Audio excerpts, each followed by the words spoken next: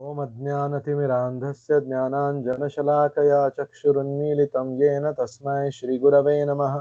नमः ॐ विष्णुपादाय कृष्णप्रेष्ठाय भूतले श्रीमते भक्तिवेदान्तस्वामिन्निति नामिने नमस्ते सारस्वते देवे गौरवाणी प्रचारिणे निर्विशेष शून्यवादी पाश्चात्यदेशतारिणे जय श्री कृष्ण चैतन्य प्रभु नित्यानंद श्री अद्वैत गदाधर श्रीवासादि गौर भक्तवृंद हरे Krishna Krishna Krishna Hare Hare Hare Ram Ram Ram Hare Hare.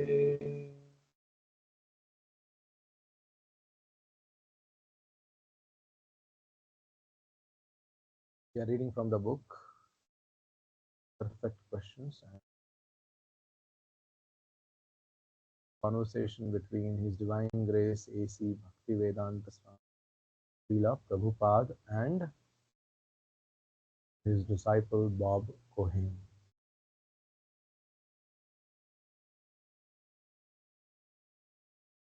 Last chapter. Srila Prabhupada. But he is thinking, I am the master of the dog. A family man is controlled by his wife, his children, his servants, by everyone. But he is thinking, I am master. President Nixon is thinking that he is master of his country, but he is controlled. At once, he can be dismissed by the public, his servants, and he will take a position claiming, I will give you very good service and I shall be a first class servant. Excuse me. Therefore, people vote, all right, you become president. And he is advertising, re-elect me, elect me. That means he is a servant. But he is thinking, I am master. That is the position. Maya. One who is controlled by Maya is thinking himself master, but he is a servant. And a devotee never thinks to be himself, thinks to himself, I am master. Only I am servant. That is the difference between Maya and reality. He at least knows I am never master. I am always a servant. When a servant is thinking I am master, that is called illusion. But when a servant thinks I am a servant, that is not illusion. That is mukti, liberation. Because he is not controlled by false thoughts. Try to think about this subject matter. A devotee is never controlled by false thoughts. He knows his position. Parupena vyavastitihi. Mukti, liberation, means to be situated in one's own constitutional position. I am a servant. So if I know that I am a servant, that is my liberation. And if I think that I am master, that is bondage. That is the difference between conditioned life and a liberated life. So spiritual life is exactly opposite in terms of thinking, feeling, willing. It is exactly opposite to that of a material life. Because in material life, people always think they want to have control over everything. They want to become master and they themselves think that they are the master. And that is how they propagate also. They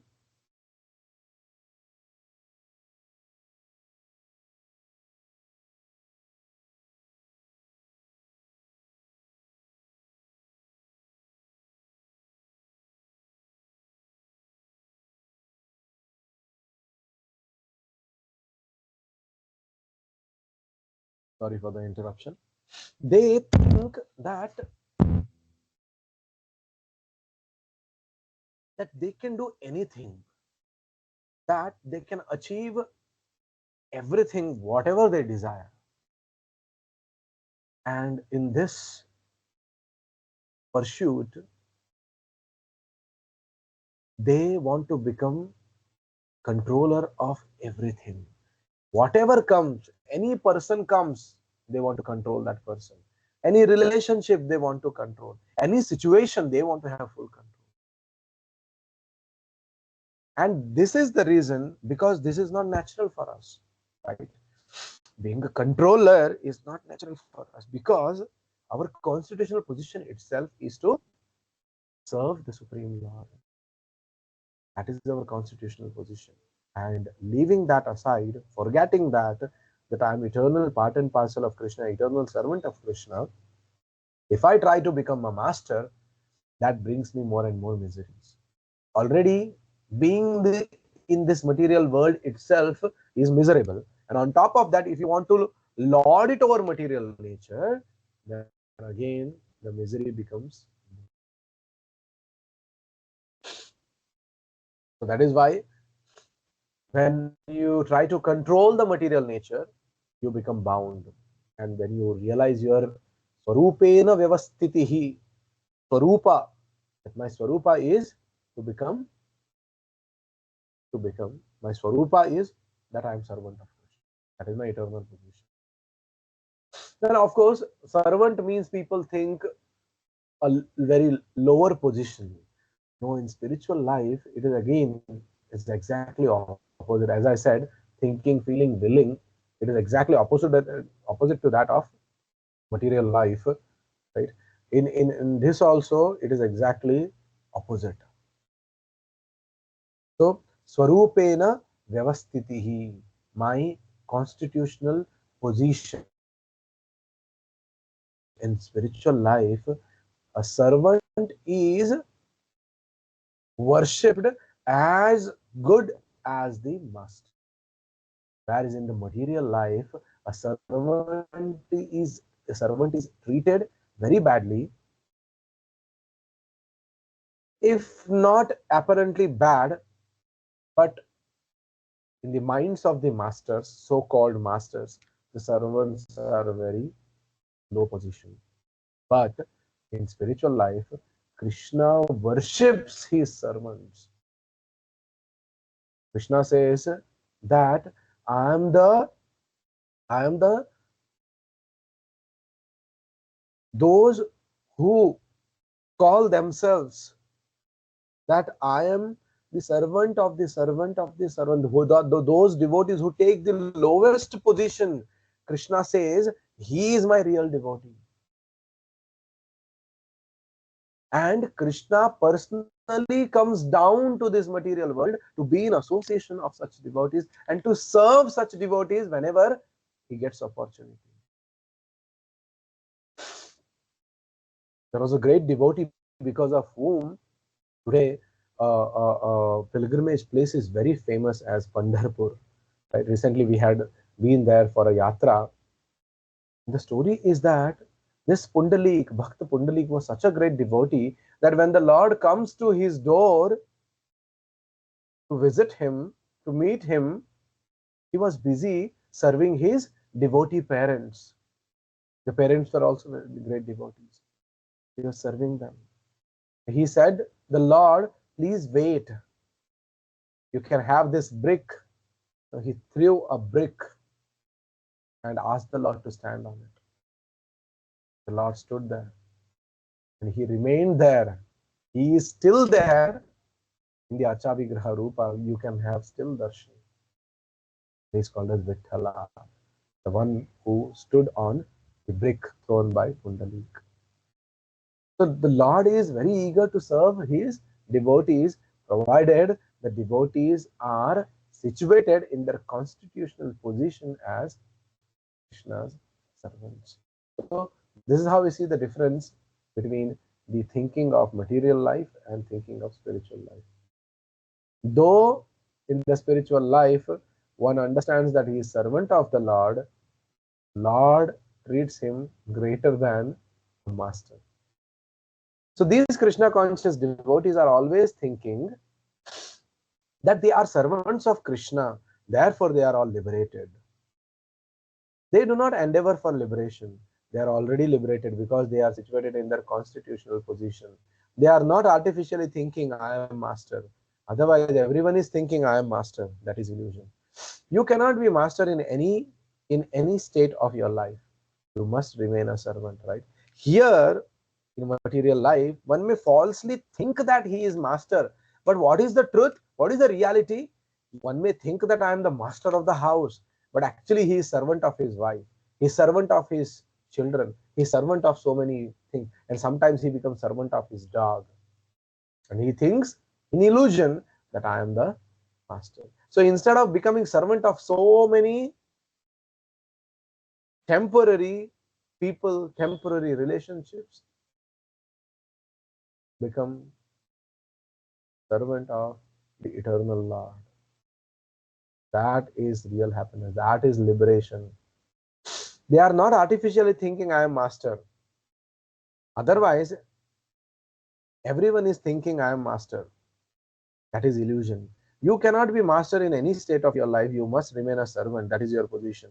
When one thinks artificially that he is master, that is his conditioned life. And when one voluntarily surrenders to the Supreme Master, that is his liberation. A devotee does not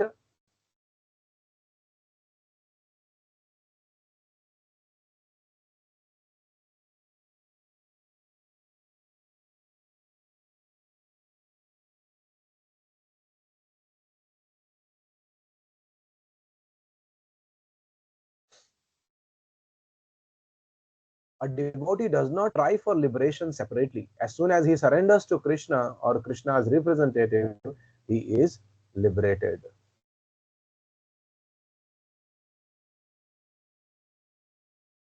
Bob. Prabhupada, people that engage in religions like these Jesus freaks and other people claim that Jesus is guiding them. Can this be so? So some people, they call themselves Jesus freaks. They say that Jesus is guiding them. Srila Prabhupada, yes, but they are not taking the guidance. Just see how straightforward is Prabhupada and how quick Prabhupada is to answer such questions. They say that Jesus is guiding them. Can this be so? Prabhupada, yes, but they are not taking the guidance. It is the same with all of us. Paramatma is there in the heart. He's guiding us constantly. But are we taking the guidance? Just like the Christians, Jesus is guiding them. Thou shalt not kill, but they are killing. Where is the Jesus guidance? Simply saying, I am guided by Jesus Christ. Will that do? But I don't care for his words. Is that guidance? Nobody is being guided by Jesus Christ. Their claim is false. It is very hard to find a man who is actually being guided by Jesus Christ. Jesus Christ's guidance is available, but nobody is caring for him. Nobody is caring for him. They have taken Jesus Christ as a contractor to take up their sins. That is their philosophy. They commit all kinds of sins, and poor Jesus Christ will be responsible. That is their religion. Therefore, they say, we have a very good religion. For all our sinful activities, Jesus Christ will die. So is that good religion? They have no sympathy for Jesus Christ. He died for our sins. Why should we commit sins again? Such a great life has been sacrificed for our sins. So we should be guided by Jesus Christ. But if you take it otherwise, we shall go on committing all sins, and Jesus Christ will make a contract to nullify all my sins.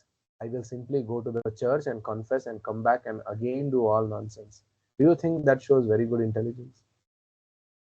Bob. Just see, Bob is a Christian, and in front of a Christian, Srila Prabhupada is speaking about Christianity, that what kind of religion is this? And he clearly says, no, that is not a good intelligence.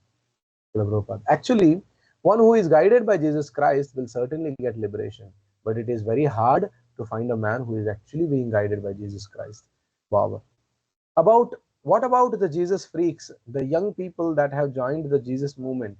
They read the Bible very often and then they try to kill a Prabhupada. But violence is against the Bible's injunctions. How can they kill if they are following the Bible?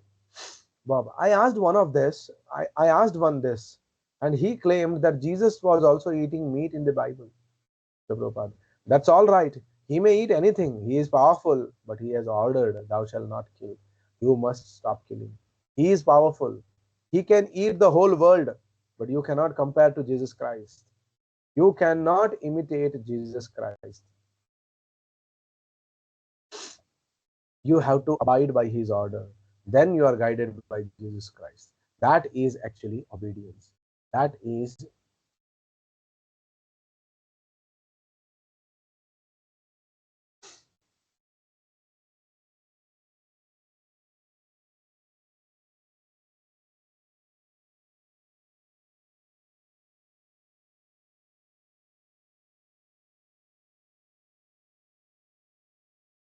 explained in the Bhagavata. One who is Ishvara, who is empowered, can do anything, but we cannot imitate. We have to abide by his order. When he says to me that I will do, you cannot imitate. When he says to me that I will do, you cannot imitate. You say that Jesus Christ ate meat, admitting that you do not know in what condition he ate meat. He is himself eating meat, but he is advising others not to kill. Do you think that Jesus Christ was contradicting himself? Bob, no. Srila Prabhupada. He cannot do that. That is real faith in him. That he cannot do that. So why has he eaten meat? He knows. But he has asked me not to kill. I have to follow. That is the real system. You are not Jesus Christ. You cannot imitate him. He has sacrificed his life for God. Can you do that? So why shall you imitate Jesus Christ? You are imitating Jesus Christ by eating meat. Why not imitate Jesus Christ and sacrifice your life for spreading God consciousness? What do you think? Yes, when you preach, you can say what you think. They are so called Christians, but what are they doing for God? Just consider the sun. The sun is absorbing urine. The sun is absorbing urine. Can you drink urine? If you want to imitate the sun, oh, here is sun, here is the sun absorbing urine, let me drink urine. Can you? Jesus Christ is powerful. He can do everything, but we cannot imitate. We have to simply abide by his order. That is real Christianity. We cannot imitate a powerful man. That is wrong. In our Vedic literature, there is a poison ocean. So people could not find out what to do with it. Then Lord Shiva said, all right, I will drink it. So he drank the whole poison ocean and kept it in his throat. Can you drink poison? Not the ocean, just one cup. So how can we imitate Lord Shiva? Lord Shiva never advised that we drink poison. So you have to abide by the advice, not imitate. These LSD and marijuana people say that Lord Shiva used to smoke ganja, but Lord Shiva drank the whole poisoned ocean. Can you do that? Lord Shiva's instructions should be taken. He says that the best worship is worship of Vishnu. Vishnu Aradhanam Param. When he was asked by Parvati, what method of worship is best? Then he said, the best worship is worship of Lord Shiva, worship of Lord Vishnu or Krishna. There are many demigods, but he recommended Vishnu worship as the best. And better than Vishnu worship is worship of a Vaishnava, Tadiyanam, his servants, or those who are in relation to him. For instance, we are worshipping this plant, Tulsi. We are not worshipping all plants, but because this Tulsi has very intimate connection with Krishna, Vishnu, we are therefore worshipping. We are therefore worshipping her. Similarly, if anything is intimately related with Krishna, worship of that thing is better than worship of Vishnu. Wow. Why is that? Because Krishna will be pleased. Suppose you have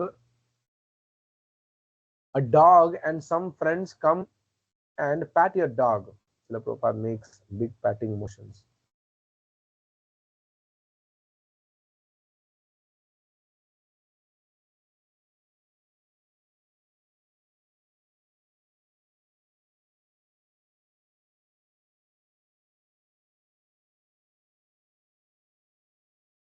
Srila Prabhupada makes big patting motions. You become pleased, right? Somebody comes and you have a pet dog, and somebody uh, they pat your dog. What happens? You are very happy because the dog is very dear to you. Right? You become pleased. Oh, he is my good friend. You see how they think. We see this. We see this. Some friend comes and says, "My, what a nice dog you have." After some Indian guests enter the room, Srila Prabhupada, please have some prasad. Srila Prabhupada continues speaking with his guests, sometimes in English and sometimes Hindi. It is his last day in New York, and his plane to London is scheduled to leave in only a few hours. Bob has brought a car to drive Srila Prabhupada to Kennedy Airport. The devotees are scurrying about, bringing luggage to the car, putting the manuscripts of Srila Prabhupada's latest translating work in order, and making other last-minute arrangements. Ramasundara, everything is ready, Srila Prabhupada. The car is waiting for us, Srila Prabhupada. So, can we go now? All right. Hare Krishna. So here the conversation ends, and the reading of the book also ends. So we'll read the concluding words. On July 19, 1976, His Divine Grace A.C. Bhaktivedanta Swami Srila Prabhupada accepted my wife and me as his disciples and initiated us with the names Bhakti Devi Dasi and Brahma Tirtha Dasa. So the Bob Cohen and Barbara. Bob Cohen becomes Brahma Tirtha Das and his wife becomes Bhakti Devi Dasi. They become initiated disciples of Srila Prabhupada. As I reflect back on that day, I can see how fortunate I was to have met His Divine Grace and my God brothers in the Hare Krishna movement. When I was handed my beads at initiation, I promised to follow the regulative principles and to chant God's names daily. 4 years previously, Srila Prabhupada had advised me to follow these principles, and within 6 months, he said I could be like the other devotees. All unnecessary things, anarthas such as mundane movies and restaurants, would cease to attract me. The whole human life is meant for purification, he said. I was interested in being purified, and even though I did not really know what purification meant, I had gone to India with the Peace Corps hoping to find a higher level of consciousness. I could not believe that satisfying the senses was the all in all, yet myself was bound by the senses. Later, I could understand that yoga means becoming free from the dictation of the senses. Upon returning to America, I started graduate school in geology, got married, and became somewhat entangled in domestic responsibilities. But I would very often think of my conversations with Srila Prabhupada and of his instructions. One of his primary instructions was simply to associate with the devotees, and this I gladly did. Devotees are different. By understanding that loving service to the Supreme Lord is the goal of life, they avoid getting caught up in the petty affairs of sense gratification and false ego. Visiting the temple was most refreshing. Gradually, my wife and I became friends with many devotees and wanted somehow to do some service for the movement. I sponsored a Bhakti Yoga club at the university, and our apartment served as a way station for traveling parties of devotees. As we followed Srila Prabhupada's instructions, even our eating became purified. In India, in India,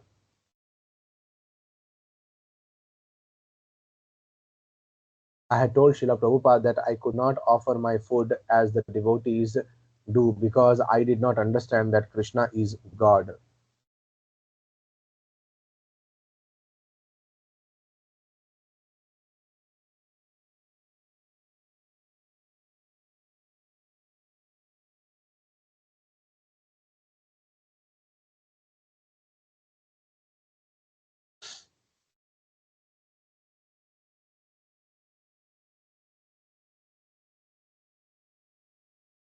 So he told me simply to thank God for my food before eating. This we did, and finally our devotion matured and we started actually offering our food to the Supreme Lord. What a wonderful feeling to be cooking for the Supreme Lord. This actually freed us from the control of the tongue. Finally, we were ready to become involved fully in temple life. By Krishna's grace, I obtained a job near a temple in Texas and began to take part in all temple programs. In this way, all the anarthas disappeared. Just as Srila Prabhupada had predicted, it was like having a burden lifted from our shoulders. We were no longer servants of our senses, but servants of God and His devotees. The value of Srila Prabhupada's instructions had become clear. A human being is not meant to labor like an ass and enjoy like a dog. Purification means coming to a higher level of consciousness. Even though I have been initiated, I still admire my God brother's spiritual awareness and wish to advance. Actually, initiation is the beginning. Brahmatirtha Dasa Adhikari Bob Cohen, Austin, Texas, October 16, 19. So here we end.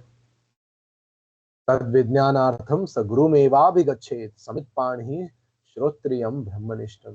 To understand these things properly, one must humbly approach with firewood in hand a spiritual master who is learned in the Vedas and firmly devoted to the absolute truth. This is in the Mundaka Upanishad. So here we end the reading of this book, Perfect Questions and Perfect Answers. And within few days, we'll come up with another interesting book. So if you have any questions, please, uh, I'm very eager to respond.